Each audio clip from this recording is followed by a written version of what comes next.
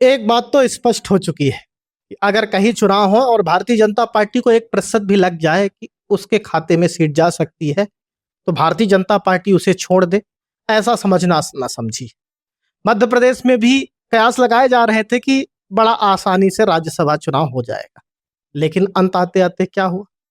Bharatiya Janata party के आला कमान ने वो गुगली फेंक दी, जिससे भारतीय जनता पार्टी और कांग्रेस पार्टी दोनों अंत तक इस तरीके से मेहनत करेंगे कि रातों की नींद और दिन का चैन उड़ जाएगा, और अंत में पता तब चलेगा जब राज्यसभा चुनाव का रिजल्ट आएगा, क्योंकि सीट तो 3 ही है, लेकिन उम्मीदवार अब 4 हो गए हैं।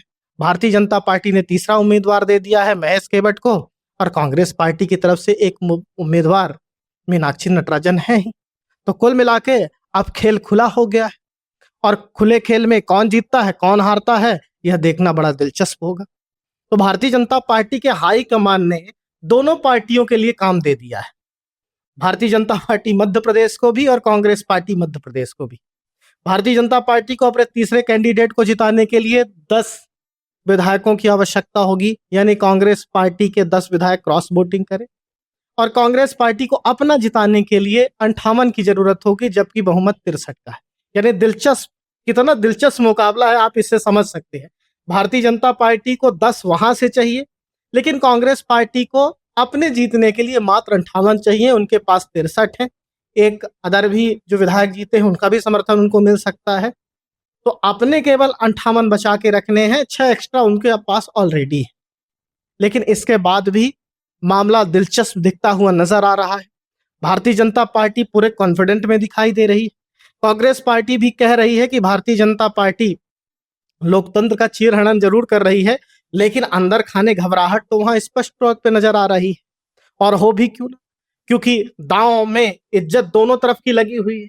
भारतीय जनता पार्टी में सीएम मोहन यादव को अब मौका मिला है कि आला कमान ने जिन्हें सौंपी थी मध्य प्रदेश की जिम्मेदारी, उसका रिटर्न गिफ्ट दे और दिखाएं कि मध्य प्रदेश के अंदर उनकी कितनी पकड़ है। तो वहीं जीतू पटवारी को भी अब यह सिद्ध करना होगा कि कांग्रेस वाकई एकजुट है, जिसको लेकर वह तमाम तरीके के दावे वादे कर रहे थे। 500% विधानसभा चुनाव जीतने की भी बात इस समय कर रहे थे, 5000% भी कर रहे थे। लेकिन अब बारी आ गई है कि दिखाया जाए कि पार्टी के अंदर कितना दम है, कितनी एकजुटता है, और राज्यसभा चुनाव का परिणाम 2028 जो विधानसभा चुनाव होने वाला है उसकी ट्यूनिंग सेट करने वाला है। यहीं से परसेप्शन गढ़ेगा। भारतीय जनता पार्टी जीतती है तो मोहन यादव का चेहरा चमकेगा, मजबूत होंगे मध्य प्रदेश की राजनीति में, और कांग्रेस पार्टी सीट बचा ले जाती है तो भारतीय जनता पार्टी को झटका भी लगेगा, और दूसरी तरफ जीतू पटवारी को दम भी मिलेगा, संबल भी मिलेगा, और कांग्रेस के अंदर खेमे में भी जबरदस्त तरीके से उत्साह देखने को मिलेगा। लेकिन जिस तरह से भारतीय जनता पार्टी के आला कमान ने गोटी फंसाई है ना, वह दोनों तरफ के नेताओं की नींद चैन उड़ाने वाली है। और किसकी सेटिंग बेहतर है, कौन गुणागणित लगा चुका है, यह देखना बड़ा दिलचस्प होगा।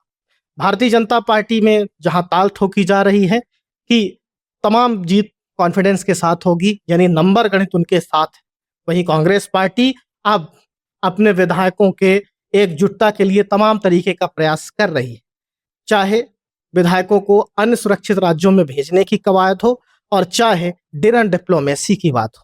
कांग्रेस पार्टी अपने विधायकों को साधना चाहती है। कुछ विरोध के स्वर भी दिखाई दे रहे हैं, लेकिन जिस तरह से मीनाक्षी नटराजन की घोषणा हुई उसके बाद कई नेताओं का खुल के न समर्थन करना ये स्पष्ट तौर पर दिखा रहा था कि आला कमान ने प्रदेश के तमाम नेताओं से बात कर ये सब नहीं किया है। बावजूद इसके कांग्रेस पार्टी के तमाम नेता एकजुटता के दिखने का प्रयास कर रहे हैं। वहीं भारतीय जनता पार्टी में नेता चुपचाप दबी जुबान में ये तो नहीं कह रहे थे तीसरा प्रत्याशी आएगा, लेकिन डिनाई भी नहीं कर रहे थे, और अचानक मध्य रात्रि में महेश केवट को मैदान में उतार दिया गया और पार्टी का अधिकृत प्रत्याशी के रूप में उतार दिया गया है। तो अब वह 10 विधायक कहां से आने वाले, किस क्षेत्र से आने वाले? विजय वर्गीय तो ताल ठोक रहे हैं कि निर्मला स्प्रे के अलावा और भी कई विधायक हैं जो संपर्क में। यहां तक कितने कॉन्फिडेंट भारतीय जनता पार्टी के प्रदेश अध्यक्ष भी हैं, सीएम भी हैं। तमाम नेता जब मिल रहे हैं तो यही कह रहे हैं। कांग्रेस पार्टी भी ताल ठोक रही है, उनकी प्रत्याशी सहित नेता प्रतिपक्ष और जो यहाँ के कांग्रेस पार्टी के प्रदेश अध्यक्ष हैं वह भी ताल ठोक रहे हैं। लेकिन जाहिर सी बात है, पता तो तभी चलेगा जब रिजल्ट आएगा, और दांव साथ दोनों की लगी है।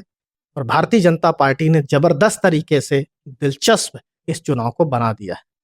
आपका इस खबर पर क्या कहना है कमेंट बॉक्स पर जरूर बताएं। खबरिया देखें, सब्सक्राइब करें। बहुत बहुत धन्यवाद।